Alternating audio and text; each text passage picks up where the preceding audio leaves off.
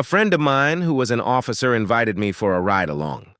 As we were driving along, he told me, "I've been a cop for almost 20 years now. I can follow anyone, and I mean anyone, for just 1 mile down the road, and I can find something I can cite them for." I said, "Prove it." So he started following the next guy he saw. After a mile, he said, "I can't believe it. He didn't do a single thing wrong. I'm going to pull him over and let him know." He pulls the guy over, goes up to him and says, "Sir, I'm sorry I pulled you over. I just wanted to compliment you. I followed you for a while, and not once did you speed, change lanes without looking, or do anything else deserving of a citation. I rarely see this, so I wanted to thank you for your safe driving." The guy looks up at him and replies, "Well, you've got to be careful when you're drunk."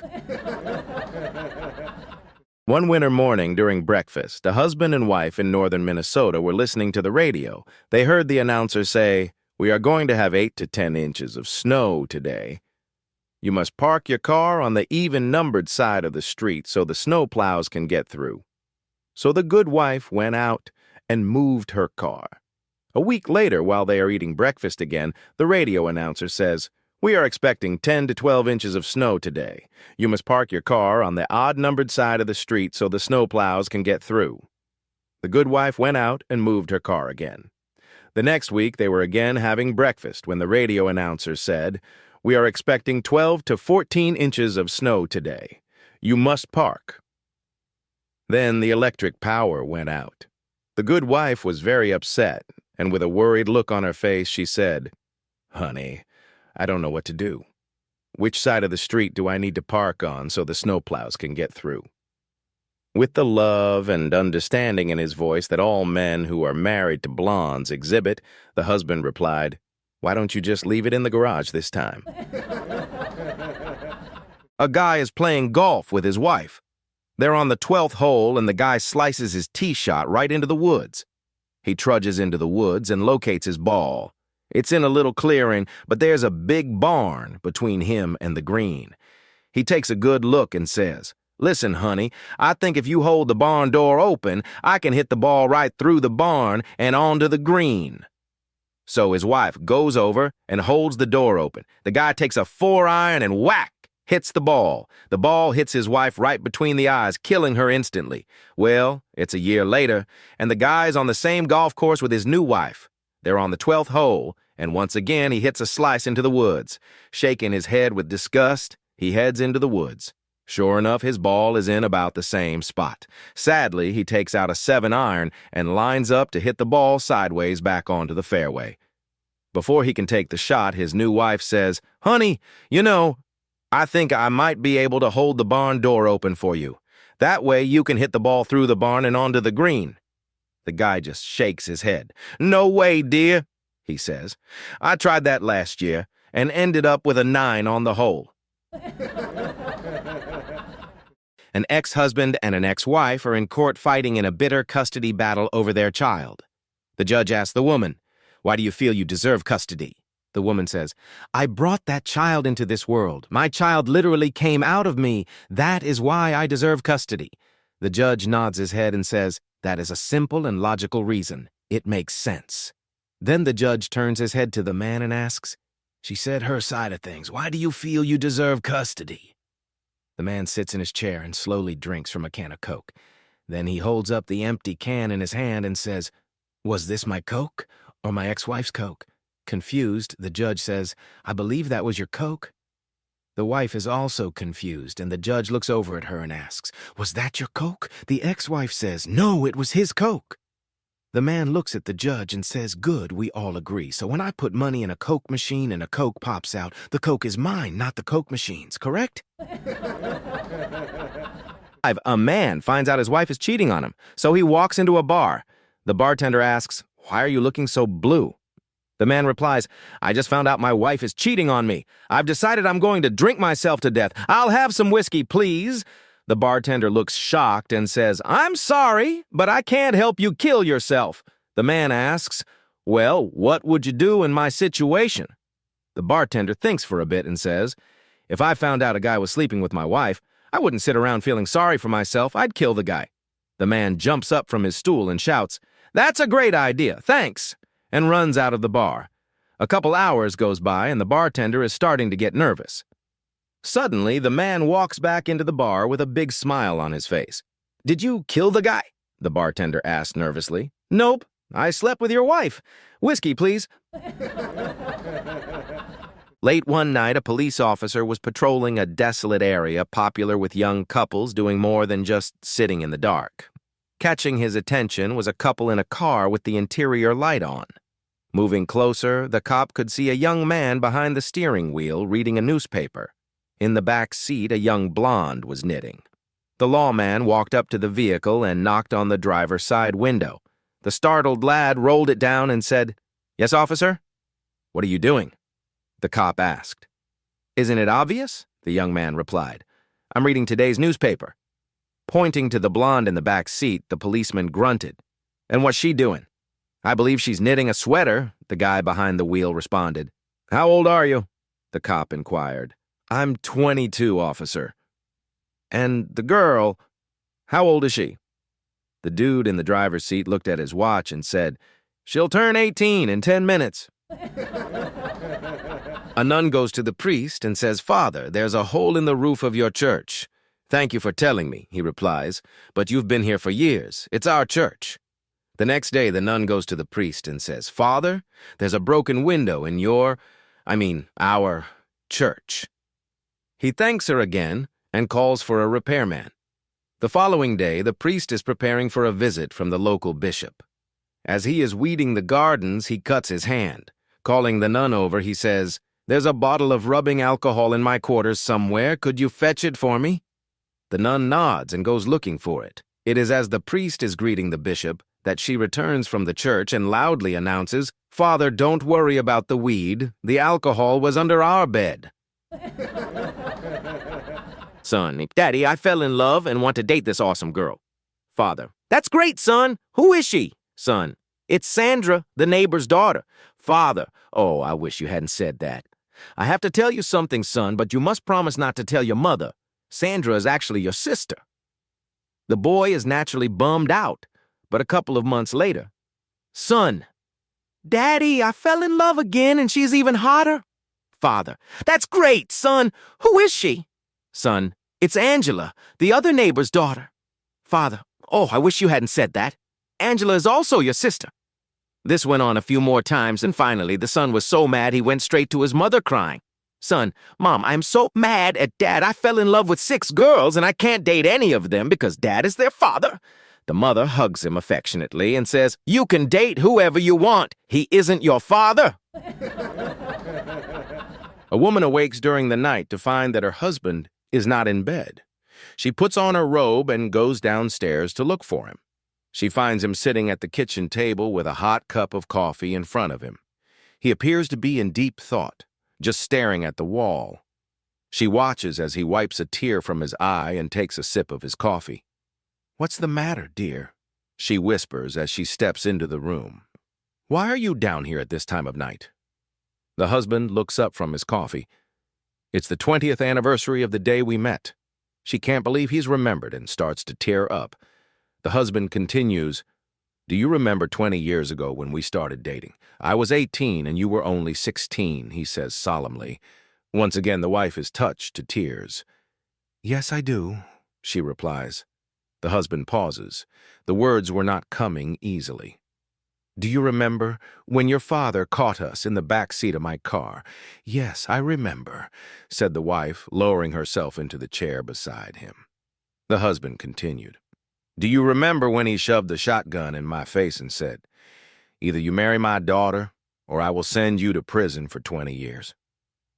"I remember that too," she replied softly. He wiped another tear from his cheek and said, "I would have gotten out today." I've never owned a toilet brush. All my friends who come over have gone to the bathroom and come out asking about owning a toilet brush. I'm just baffled why people use and care about toilet brushes. One day I brought my date over for dinner, and at the end of the night, after she went to the bathroom, she stormed out complaining about the lack of a toilet brush. I thought I was being insensitive about her needs, so I finally reluctantly bought a toilet brush. After a week of using a toilet brush, all my friends who come over still ask if I used a toilet brush. None of them believed that I used a toilet brush. Thankfully, the following weekend, my date agreed to another dinner at my place.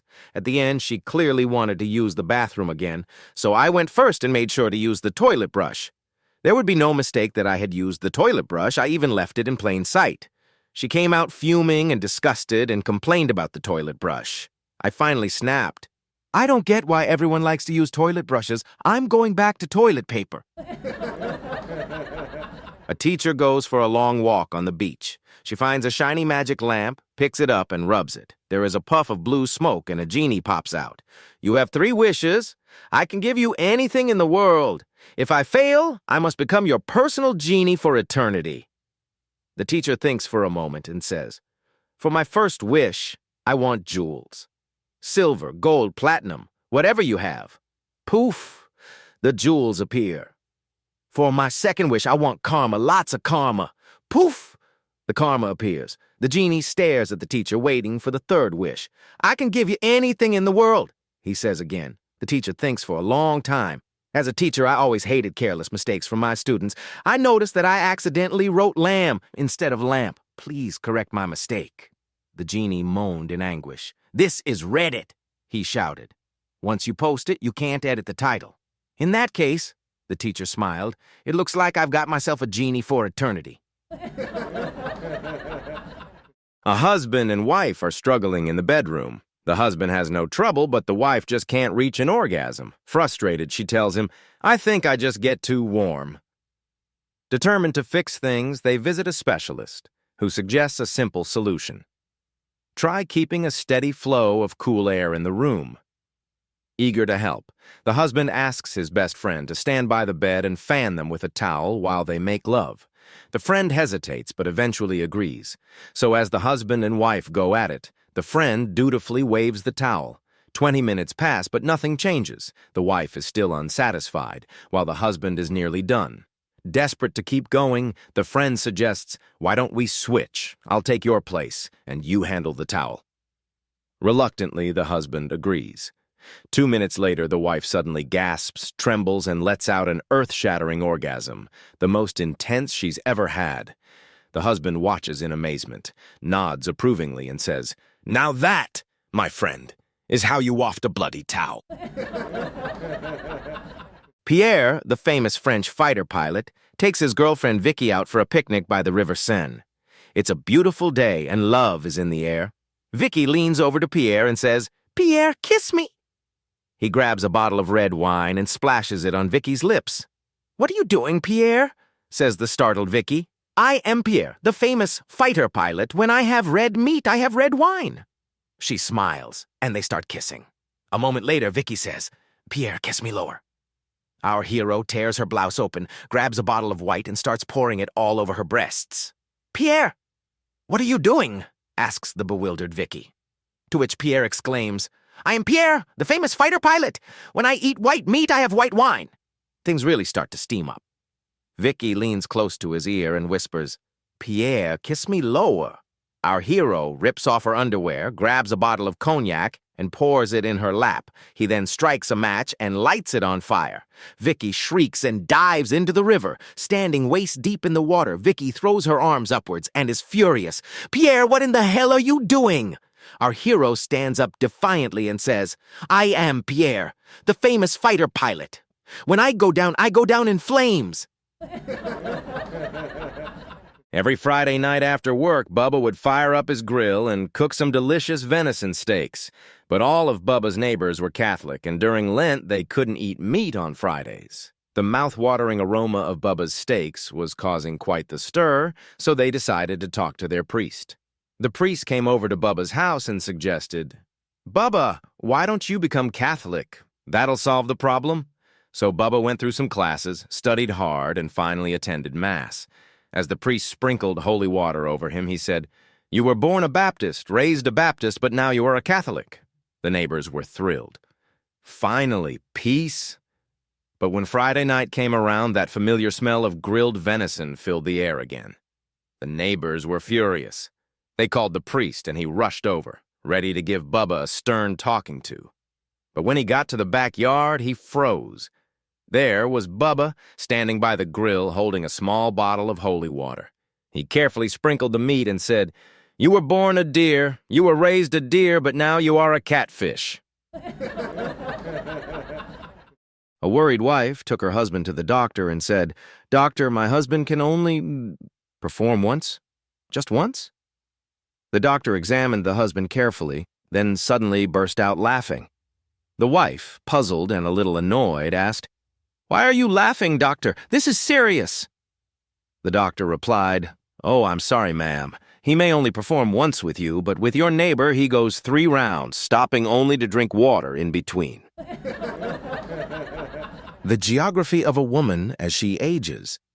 Between 18 and 22, a woman is like Africa, half discovered, half wild, fertile and naturally beautiful. Between 23 and 30, a woman is like Europe, well-developed and open to trade, especially for someone of real value. Between 31 and 35, a woman is like Spain, very hot, relaxed, and convinced of her own beauty. Between 36 and 40, a woman is like Greece, gently aging but still a warm and desirable place to visit.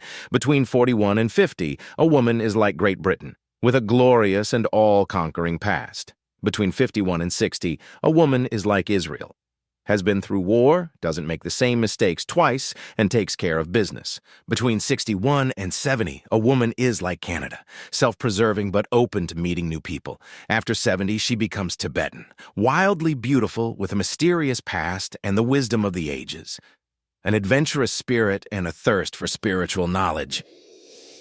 The geography of a man between 1 and 100, a man is like North Korea and Russia, ruled by a pair of nuts.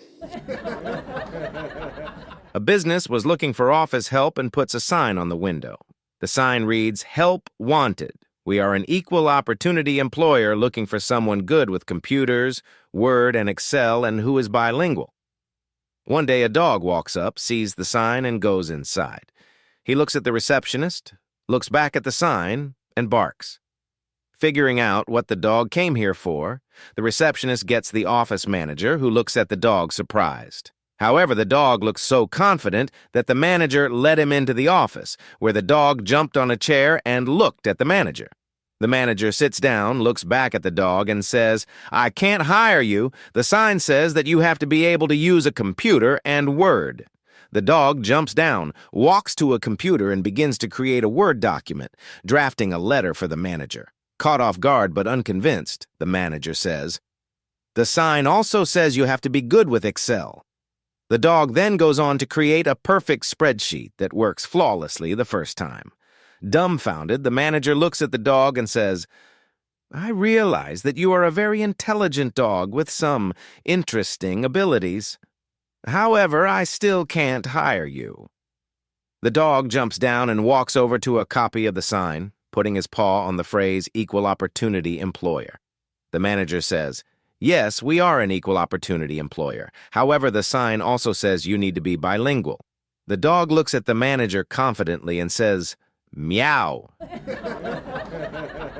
An 85-year-old couple, having been married almost 60 years, had died in a car crash. They had been in good health the last 10 years, mainly due to her interest in health, food, and exercise. When they reached the pearly gates, St. Peter took them to their mansion, which was decked out with a beautiful kitchen and master bath suite and a jacuzzi. As they oohed and ahed, the old man asked Peter how much all this was going to cost. "It's free," Peter replied. "This is heaven." Next, they went out back to survey the championship golf course that the home backed up to. They would have golfing privileges every day, and each week the course changed to a new one, representing the great golf courses on earth. The old man asked, "What are the green fees?" Peter's reply, "This is heaven, you play for free." Next, they went to the clubhouse and saw the lavish buffet lunch with the cuisines of the world laid out. "How much to eat?" asked the old man. "Don't you understand yet? This is heaven. It is free."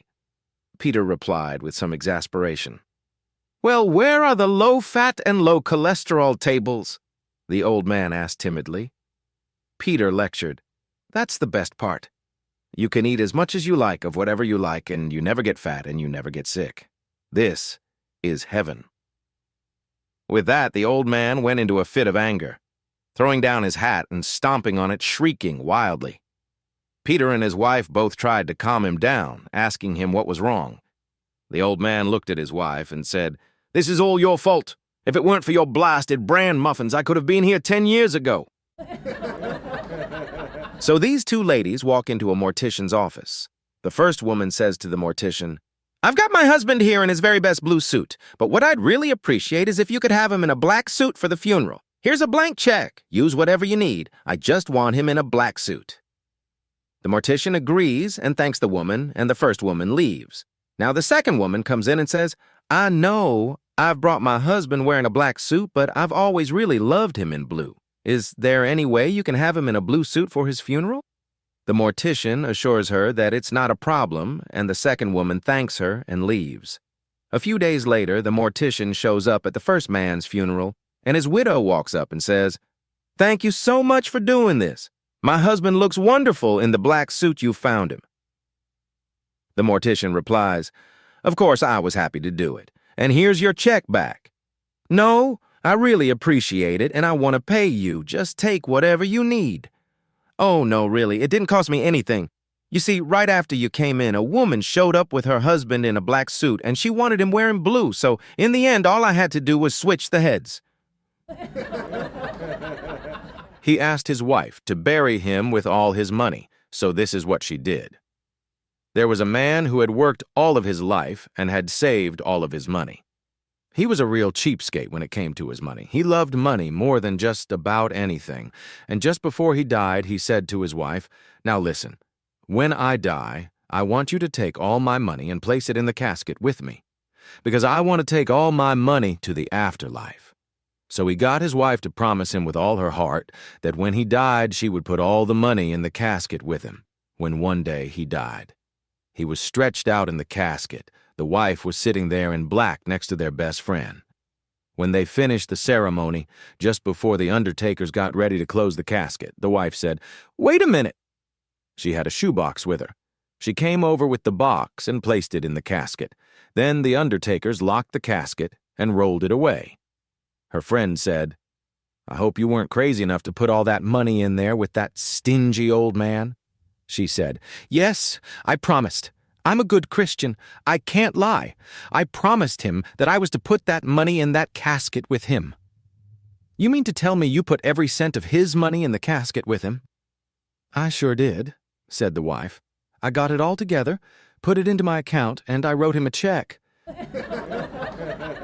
A sign on a restaurant window says, "If you order it and we don't have it, you instantly win $1 million. A man walking by notices the sign and walks in the restaurant and sits down at the table with a smirk on his face. The waiter asks what he will be having, and the man says, "I will have white rhinoceros stew, please." The waiter comes out with a boiling hot bowl of exactly what the man ordered.